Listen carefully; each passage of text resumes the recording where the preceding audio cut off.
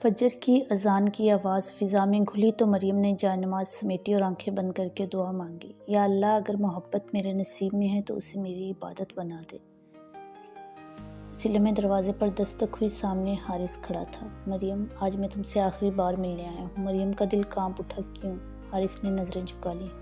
کیونکہ میں نے تمہیں گناہ کی طرح نہیں، دعا کی طرح چاہا ہے۔ میں نے تمہارے پاپا سے تمہارا ہاتھ مانگ لیا ہے۔ اب جب تک نکاح نہیں ہوتا میں تم سے نہیں ملوں گا۔ اور اگر پاپا نے انکار کر دیا؟ مریم گھبرا کر بولی، جو محبت اللہ کے لیے ہو اس کا راستہ اللہ خود بناتا ہے۔ وہ مڑ کر جانے لگا۔ حارث وہ رکا۔ میں نے ہر سجدے میں تمہیں مانگا ہے۔ حارث کی آنکھوں سے 2 آنسو ٹپکے۔ اس نے فاصلے ہی سے اپنے ہاتھ اٹھا کر کہا، میں نے ہر دعا میں تمہیں مانگا ہے۔ اور 2 ماہ بعد ان کی دعا قبول ہو گئی۔ آج مریم دلہن کے روپ پر اس کے بستر پر تھی۔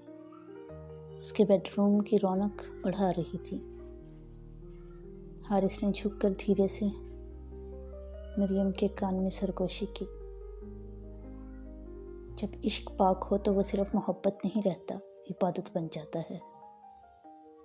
مریم نے شرما کر پلکیں اٹھائیں اور جیسے حارث اس کی آنکھوں میں کھو گیا۔ اس نے مریم کے ہونٹوں پہ اپنے پیار کی مہر ثبت کی۔ مریم چھوئے موئی کی طرح اپنے آپ میں سمٹ گئی۔ حارث کو اس پر اس وقت بے پناہ پیار آیا۔